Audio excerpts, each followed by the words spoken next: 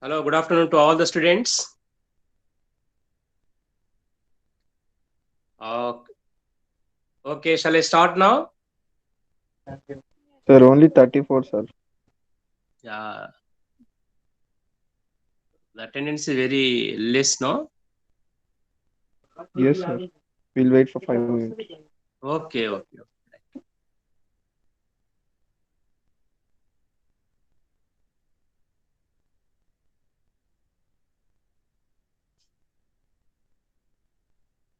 Good afternoon, sir. Hi, good afternoon, Sham. Sir start చేయండి. అదే students చాలా తక్కువ మంది ఉన్నారు. 47. 2 minutes వెయిట్ చేయమంటారా అని అడుగుతున్నాను. Okay.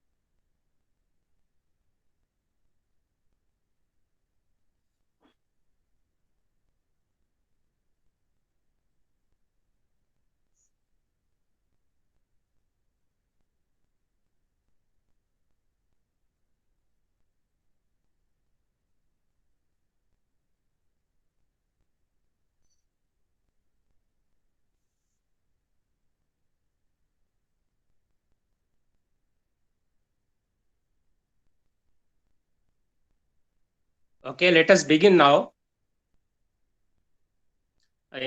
In the process, other students also will join, no problem. Okay, sir. Okay, so now we are taking the second unit.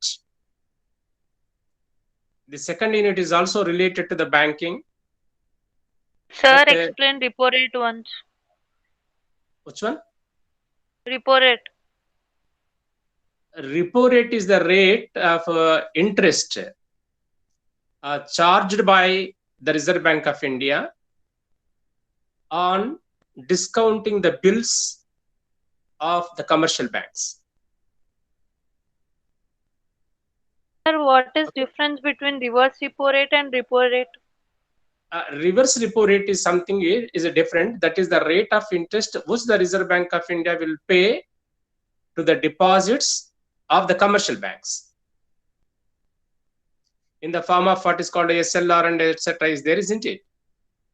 So that is the interest which will be paid by the Reserve Bank to the banks, whereas the repo rate is the rate of interest which commercial banks are paying to the Reserve Bank. Sir, what is mixed central cooperative banks? Which one? Mixed cooperative. This in case of the cooperative banks, there are certain banks which will undertake both the banking functions for short-term period and as well as also for long-run period, and not only meant for that agricultural operations but also even for the urban clients also. Okay, sir. Thank you. Okay, so today what we want to do we want to understand the legal aspects of the banker and customer. The second unit is dealing with the different topics. It is not a continuation of the first one, but it is something, a different aspect. So in the second unit, we will be having a legal aspects of the banker, customer, and other aspects. Okay, see, for example, here, we will try to understand the definition of a banker and a customer by certain monetary economists and also by the law. And we would like to understand what will be the legal relation between the debtor and creditor, or between the banker and the customer. And also we'll see different types of accounts, like the account to be opened by a minor, accounts to be opened by married women, and also to be opened by partnership firms, and when accounts are opened by the companies, clubs, etc. So those aspects also will look into it. So whatever is there in the second unit, it will have the legal, that is focusing upon the topics or legal aspects, we can say about these topics in this. Okay, first of all, let us try to understand the meaning of the banker and the meaning of the customer. What is a bank? You know about the bank is acting as intermediary between the savers of the money and investors of the money. The people who save the money normally will deposit it in bank. Okay, and investors are the borrowers, will borrow the money from the bank. So therefore, these banks, which are financial institutions, are acting as intermediary between the savers, that means the people who save the money, and investors, that the people who borrow the money for different purposes. So it is an intermediary. And we know the customers, we are the people, maybe individual persons, or we can take that artificial persons like clubs, or maybe firms, or maybe companies, etc. We deposit the money in the bank. We are the customers who deposit the money in the bank. And there are some people or institutions who borrow the money also, who borrow the money, or there are some people who deposit the money and borrow the money.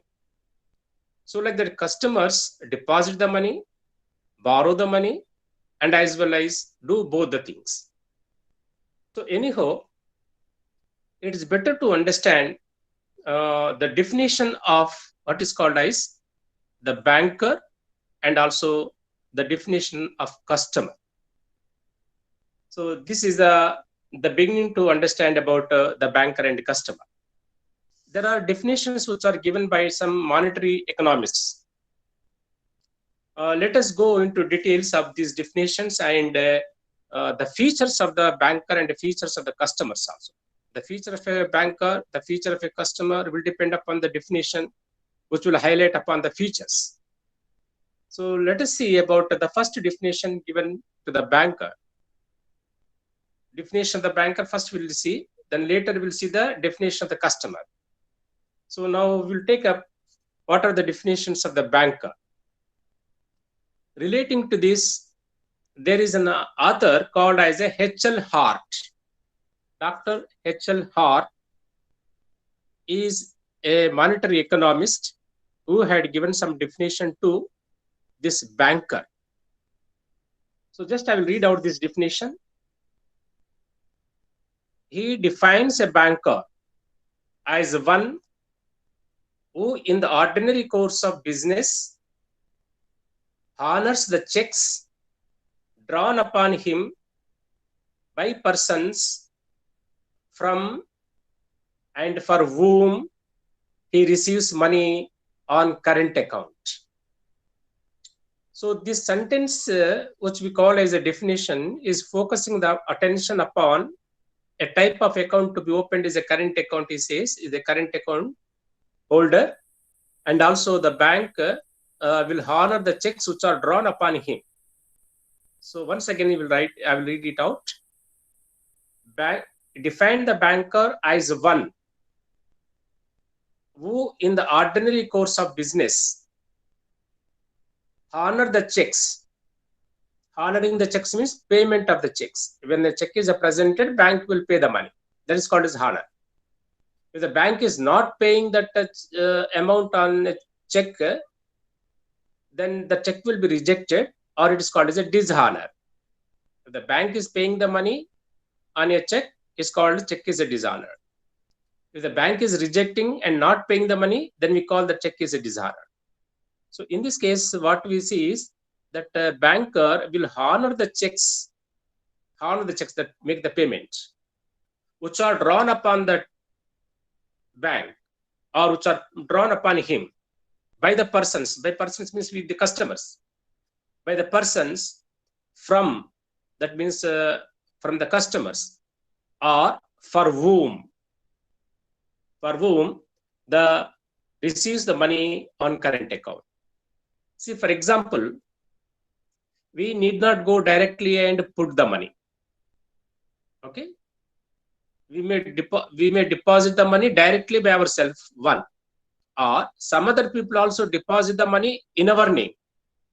So that is, we are depositing directly, other people also depositing money in our account. So others are also there. That's why the sentence is, money is received from whom and for whom and from that person.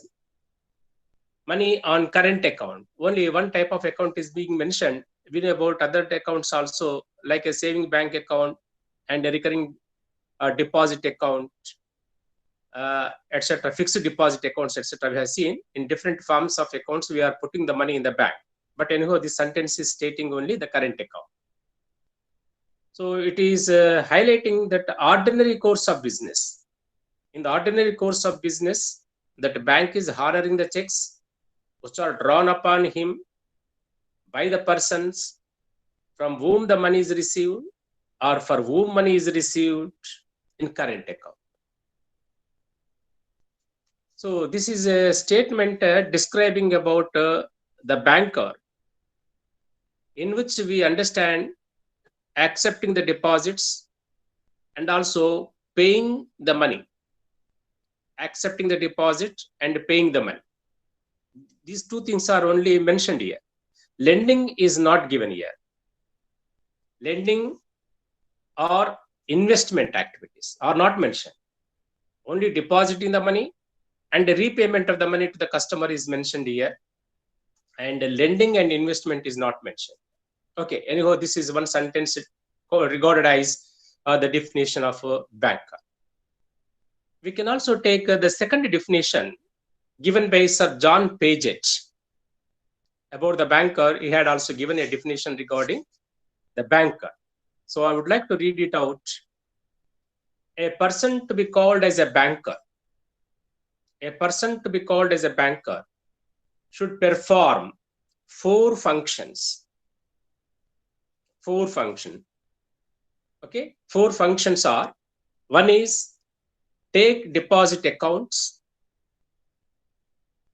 Second, take current accounts.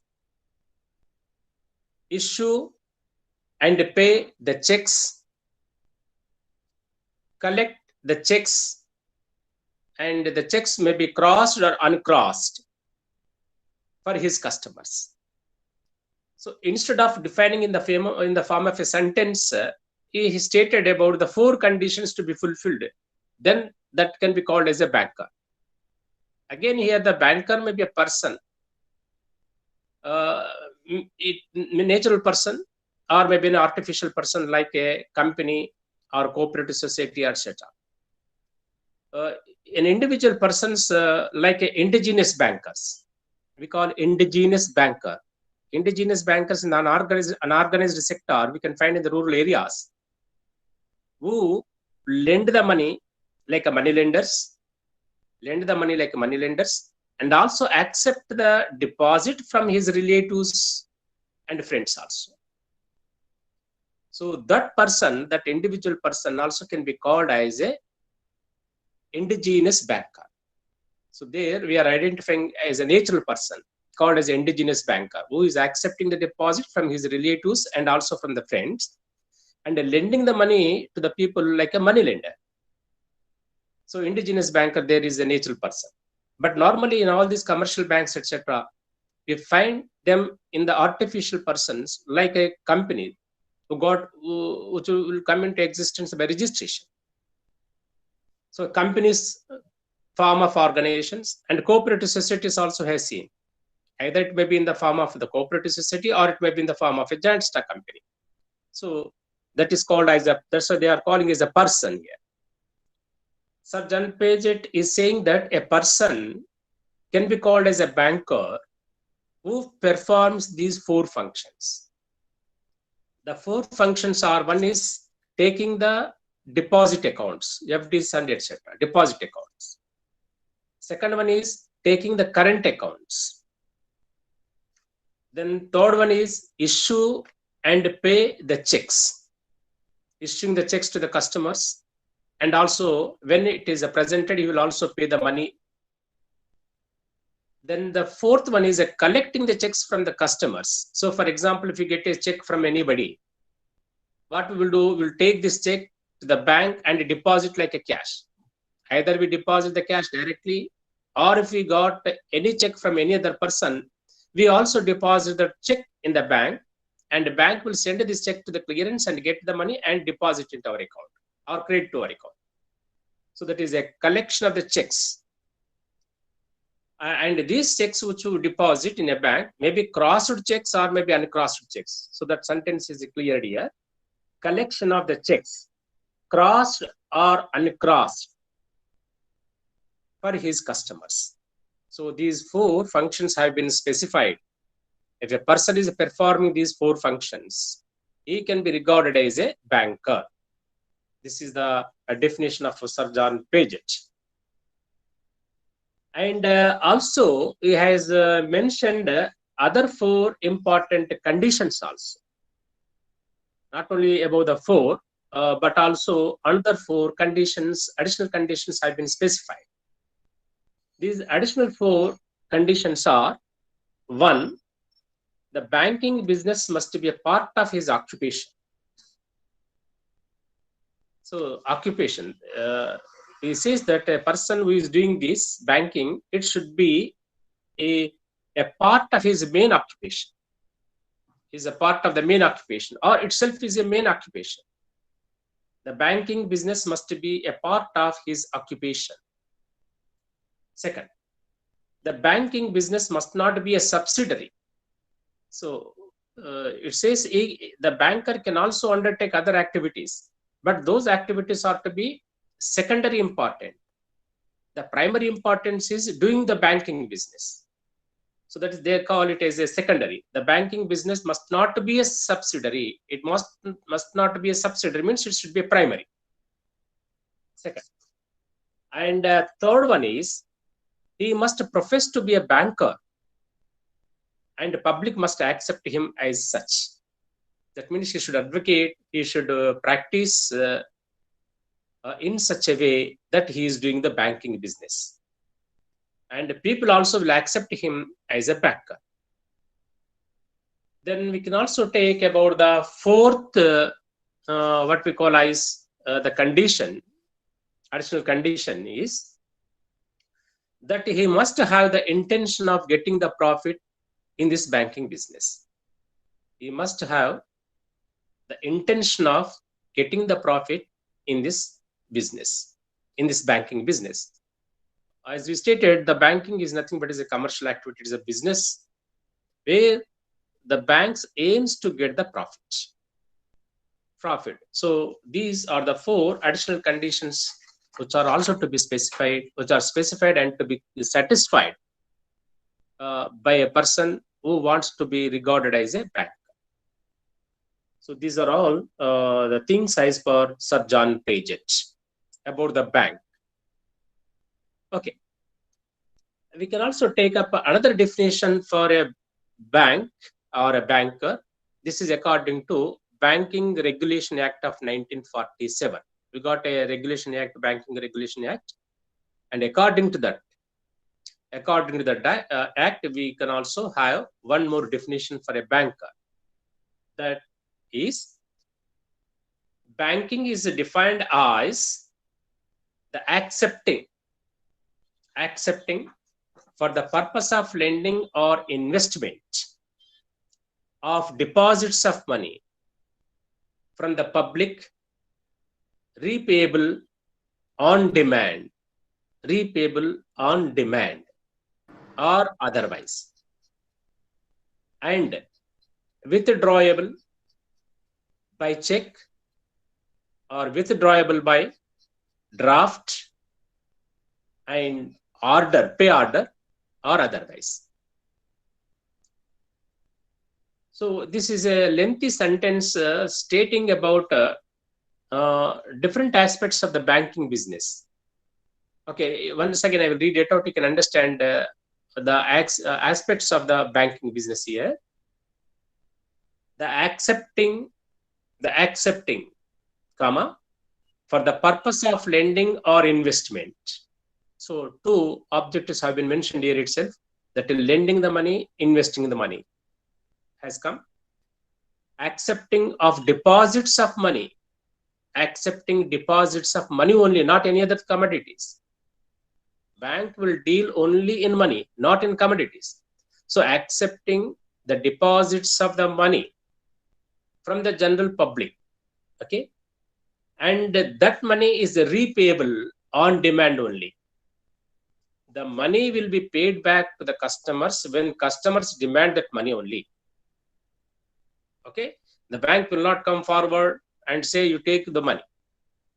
It will not say like that. It will not say anything. It is the duty of the customers to demand that money back. If we demand the money, then only we get back our deposit. If we do not demand the money, the money will be with the bank as long as we do not demand it. So that's why the word is stated here is a demand. It is a repayable on demand. And this repayable by the check or by the demanded draft or by the pay orders or by any other method. So this is the sentence describing about the bank. Okay. Now let us see about the essential elements of this definition of this Banking Regulation Act definition. Essential elements of the banker are: 1, there should be acceptance of the deposits. Okay. First one is banks should accept the deposit from the public, that is. 2, accepting the deposit for the purpose of lending or investment. So second feature is that bankers are accepting the deposit for the purpose of lending, or if it's not lent, making investment.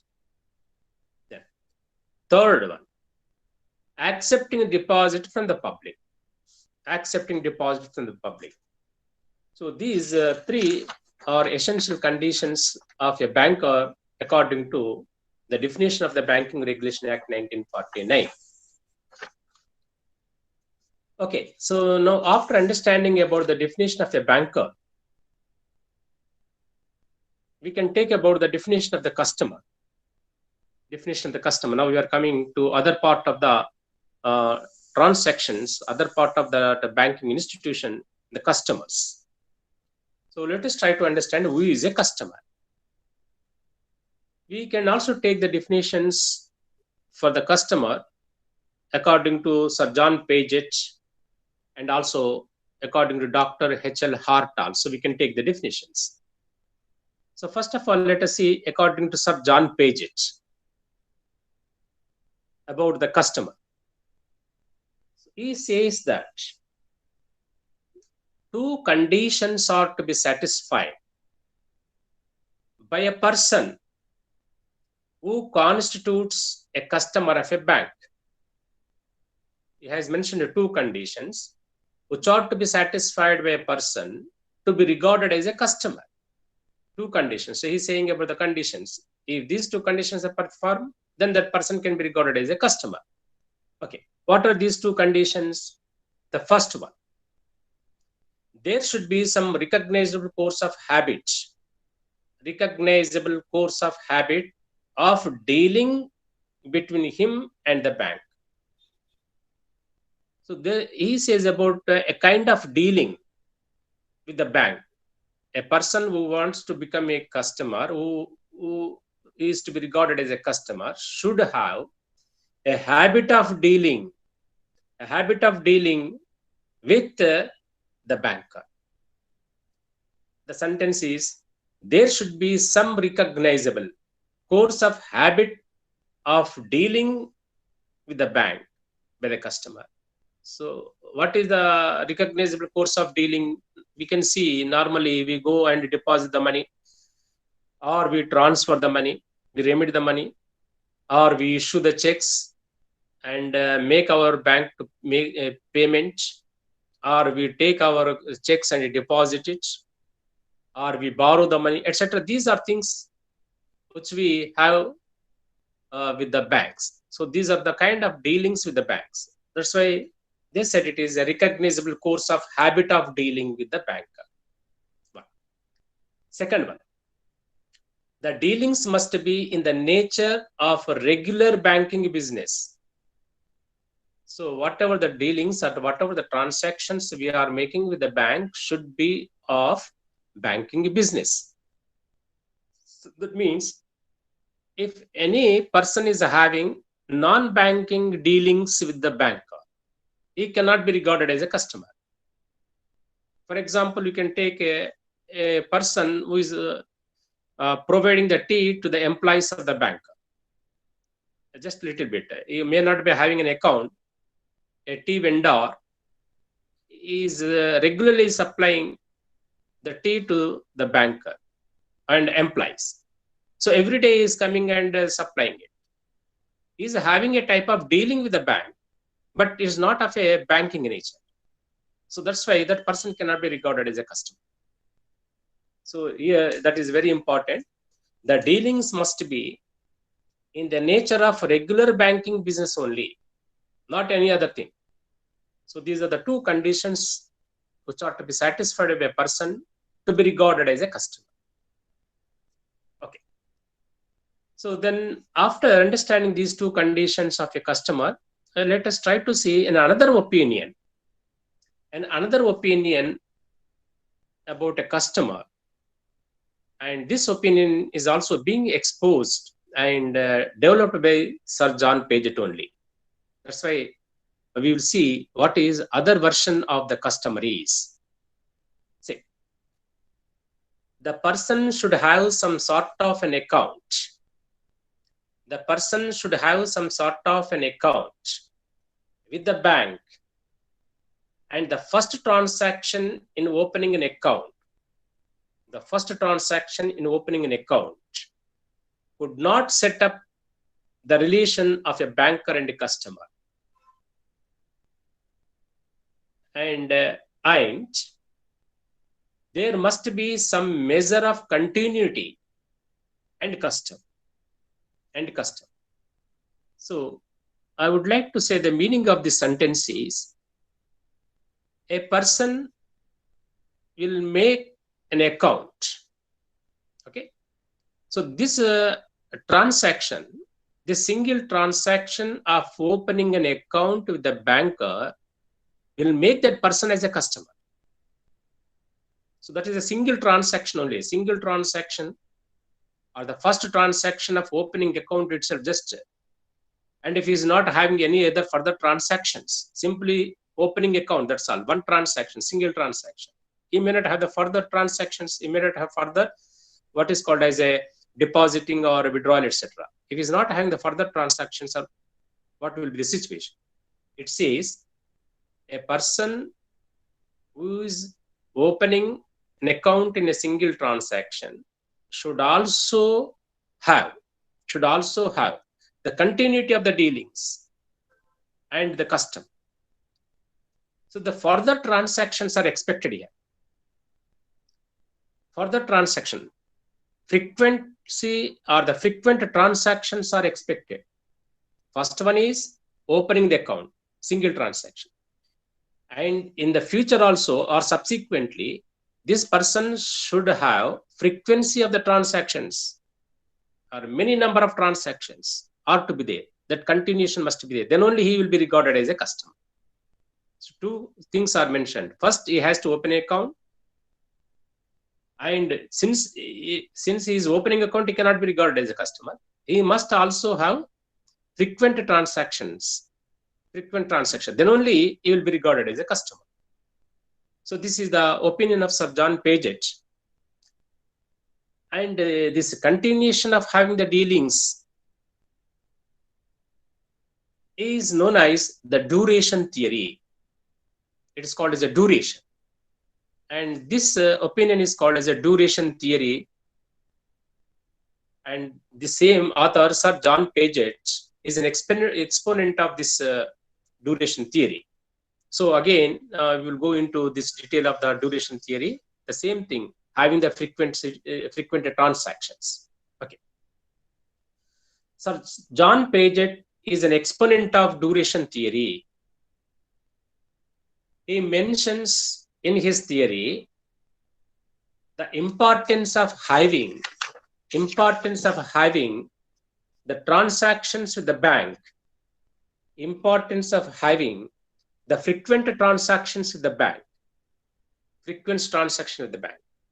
So the same thing, not only opening account by single transaction, but also having the continuation of dealings, that he must have the frequent dealings subsequently. So the duration, there must be some duration. So that's why it's called as a duration theory. So again, in this, to go a little bit further, the first transaction of a single transaction is not sufficient. The first transaction of opening account or single transaction of opening account is not sufficient to regard a person as a customer. That first one is not sufficient. And frequent transactions are insisted. So this is called as a duration theory or another view of the customer. But what happened is, in the later periods, this opinion had been rejected. The duration theory had been rejected. That means a person need not have the frequent transactions. So this has been rejected in the court of law. It is rejected in the court of law, that is in England as well as in India. In case of England, that is in the case of Ladbroke versus Told. In case of Ladbroke versus Told, that is in the year of 1914, this duration concept had been rejected. It means if a person is having a single transaction of opening account, that will be sufficient. He can be regarded as a customer. So that is, and also in the Kerala, in a case between the Central Bank of India and Gopinathan Nair, the same duration theory had been rejected, stating that a person, if he opens an account in a single transaction, that will be sufficient and that person can be regarded as a customer. So now what we can say is that frequent transactions are anticipated, expected only, and not compulsory and not essential.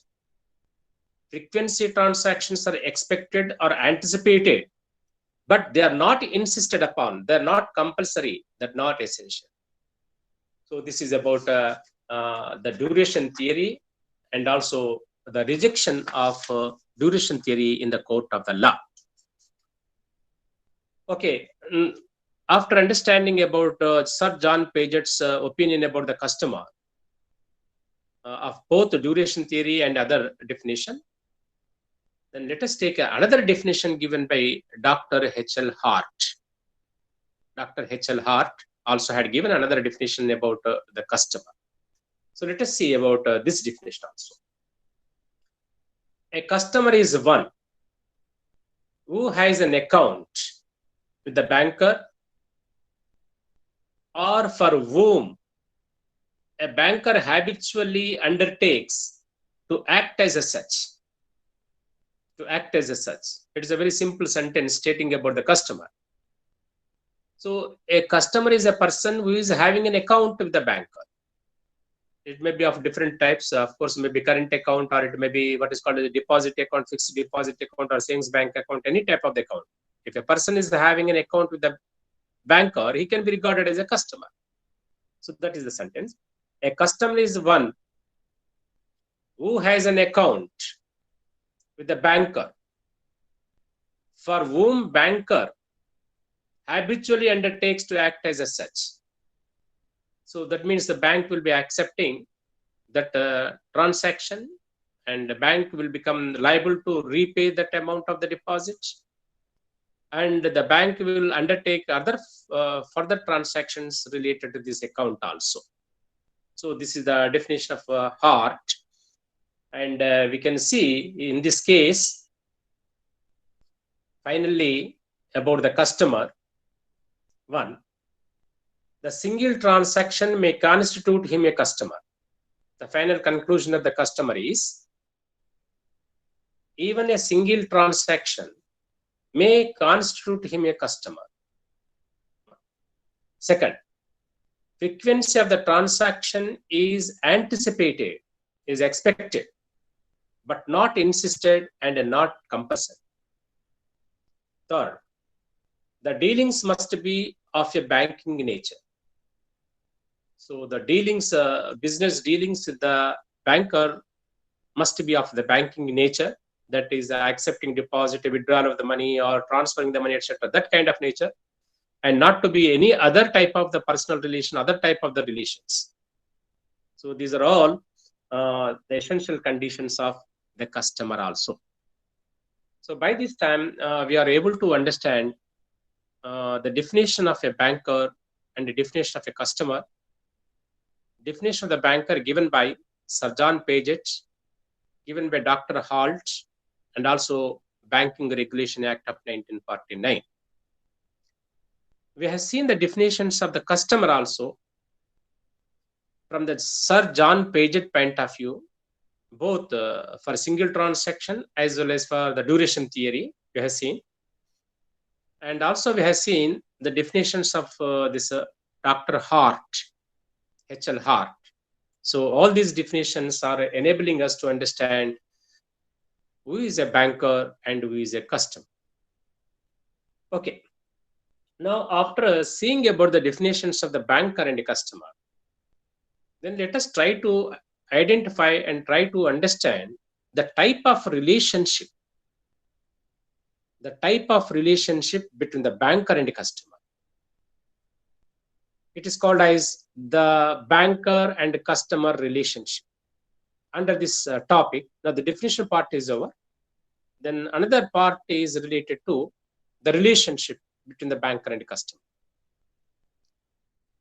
And about the relationship between the banker and the customer also, we got two different versions. One is about the general relationship. Second one is the special relationship. Or we can say the relationship between the banker and customer is divided into two broad categories. One is mentioning about a general relationship between the banker and the customer. Second one is mentioning about special relationship between the banker and customer.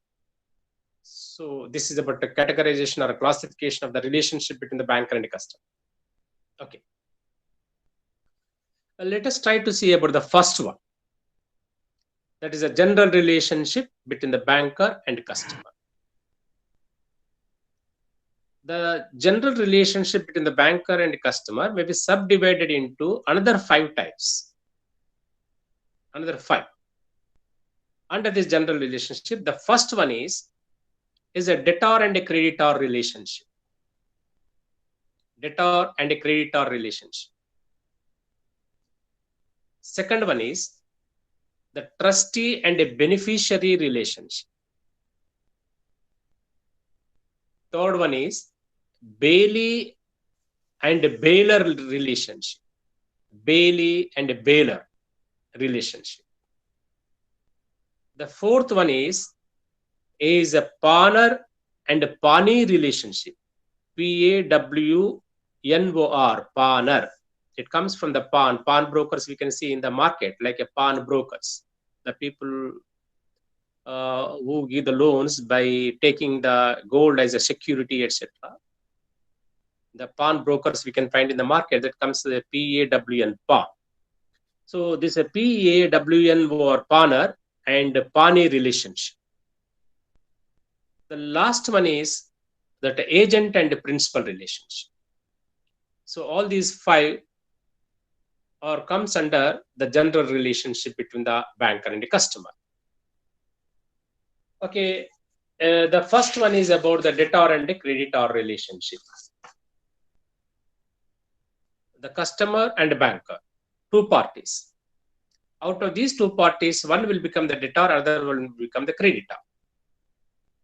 Okay, one will be the debtor and the other will become the creditor.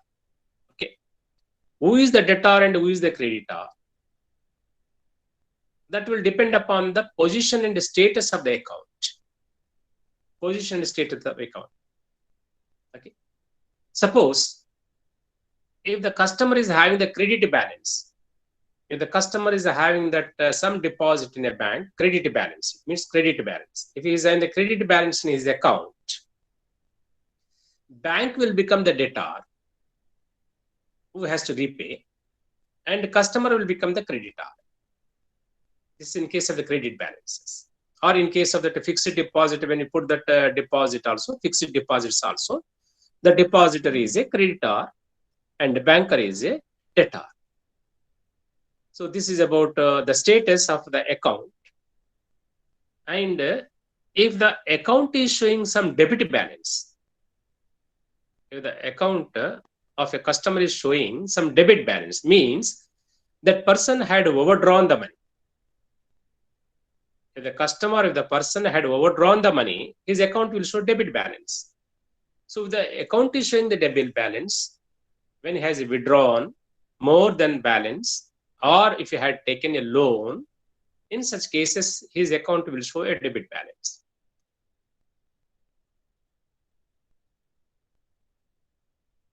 Sir, unmute.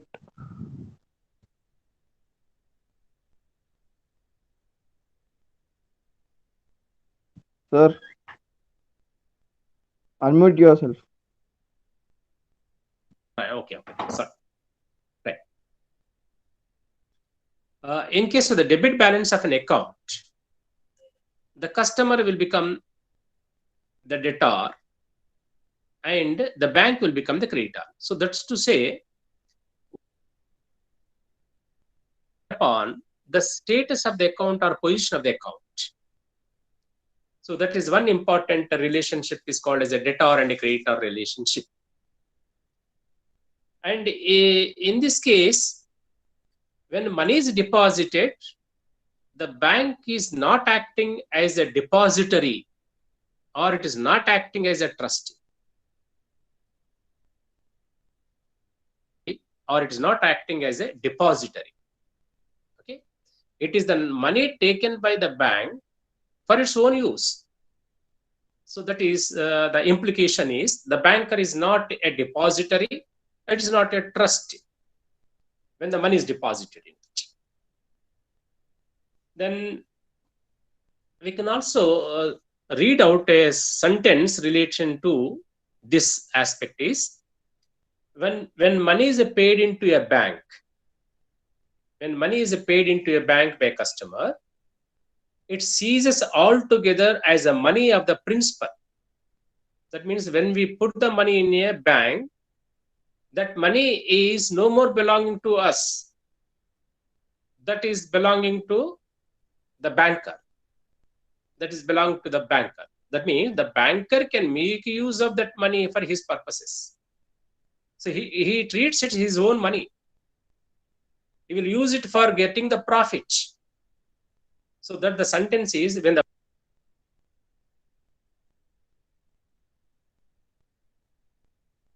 Sir, unmute yourself, sir. It ceases altogether as money of the principal, as the money of the customer. It is then the money of the banker. It is the money of the banker who is bound to return who is bound to return an equivalent amount of money when it is demanded. So bank is having an obligation to return that money, equivalent amount of money. Suppose if you put 1,000 rupees, bank is having the obligation to pay that equivalent amount, means 1,000 rupees to us back. 1,000 rupees back to us. That is called as the equal amount of money it has to return back. And again, in this case, when it is stated in equivalent amount of money, it is equivalent amount of money in any what is called as a that is a denomination, in any denomination. Suppose if we put all 100 rupee notes, same 100 rupees notes may not be returned back to us. It will repay either in the form of 500 rupee notes, or in the form of the 200 rupees notes, or in the form of that is called as a 10 rupee or 1,000 rupee. Equal amount of money is refunded, but not the same kind, but this is not the same denomination is to be returned. So this is the sentence representing about equivalent amount of the money to be returned on demand.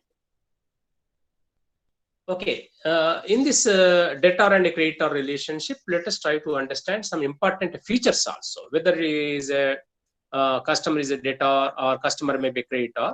So we'll find out that the important features of the debtor and creditor relationship also. One, demand is necessary for debt due from the bank.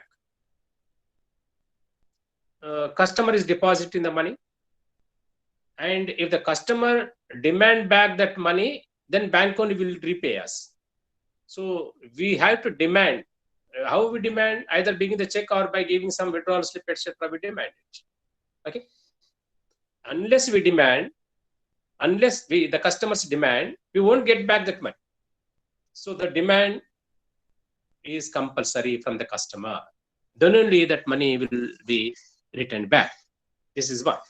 Then second one is there must be a proper place. Proper place also. The customer cannot go to any type of the branch or any branch and cannot demand it. He has the debtor and creditor relation with a particular branch, the particular branch of the bank in which he has deposited the money, in which he has opened an account. So that is a locality. Suppose in a particular locality we have opened an account, and that branch is only responsible